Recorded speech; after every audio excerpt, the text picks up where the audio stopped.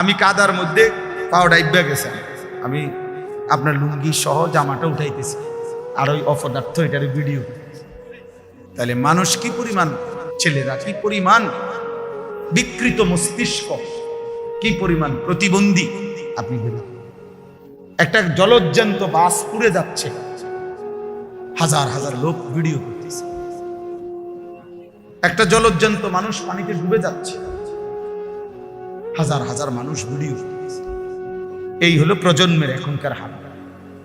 একজন প্রবাসী পরিবারের 7 জন একটা মাইক্রোজে পানি পড়ে গেছে, ওই লোকের একটা সাক্ষাৎকার দিছে, আমি নিজে শুনছি। বেচারা কানতে কানতে দেখছে যে আমি মাইক্রোটা যখন পানি পড়ে গেছে, শত শত মানুষ আসছে পুকুরের পারে, আমি প্রত্যেকের কাছে কাকুতি মিনতি করছি, অনুরোধ করছি, কেউ একটু নামবো না পানিতে, যে চেষ্টা করলো না, সকলেই শুধু মোবাইল দিয়ে ছয়।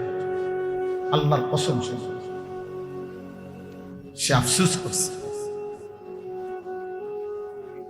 তা আমি একটা ছেলেকে বললাম এখন যে, আরে ভাই তুমি তো আগে আমারে ধরো যে আমি কোনো করে যাই কিনা বা কাদা, তুমি তো আগে এইটা সেভ করো না, তোমার আগে দরকার মুসাফা, তুমি যদি আঞ্জা দিয়ে ধরলে কি হবে। এটা দোস্ত নতুন জেনারেশন, তোমরা বুঝা উচিত ভাই, বুঝা উচিত। একটা মোবাইল যদি জীবনের সবকিছু হয়ে যায়, 24 ঘন্টা এই জীবন সামনে আগাবে না।